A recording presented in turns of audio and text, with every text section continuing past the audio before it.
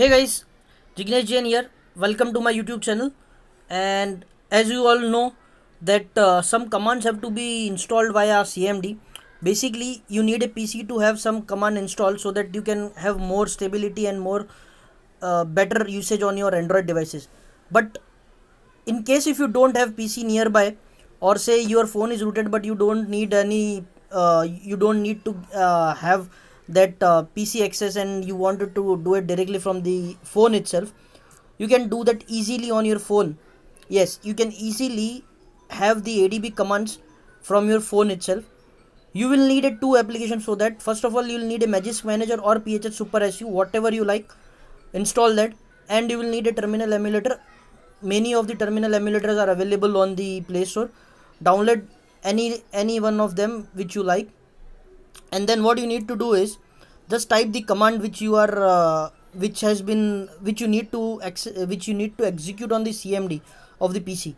So basically, if I say that my command was adb shell wm density 420, then what I'll do is I'll just skip adb shell. Yes, adb shell or adb cmd or adb fastboot, anything that has been written before the command has to be removed. So what I'll type is wm shell. No, I won't be writing shell. I'll write wm density 600.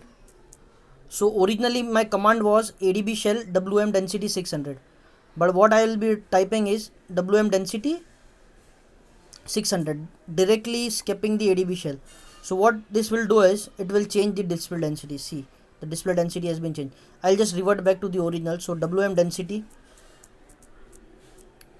420. So now my display density has been changed to the normal.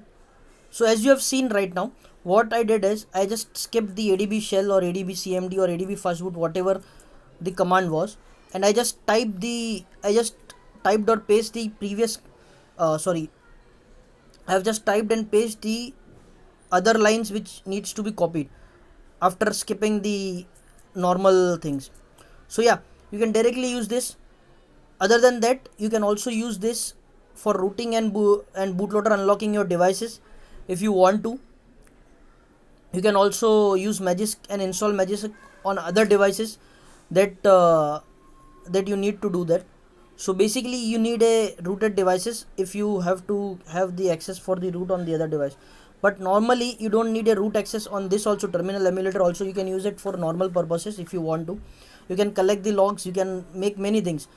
Just in case if you have any problem or you are not sure that what command should be directly typed into terminal emulator for that particular adb shell command or cmd command, then just hit down into the comment section, give me the total command what you type into the system, and I'll show you what you should type into this adb shell. So that's it guys. And if you need, in case if you need an super su permission, then you need to type su, so that will directly take you to the super su permission. And once more, so I'll just close this window. I'll open the window again. Now you see that the dollar sign has been shown. That is not into the super su permission right now. So if we see wm density 420, does it change? Wm density 600. See, it can't find the command because it's not su. So now I have su that the terminal emulator has been given super user permission. So now I can change this with this command. See, it worked. So that's it guys. Take care, and if you need some more good things like this, just give me an comment, give me the details of what you need to have in the comment section. Thank you.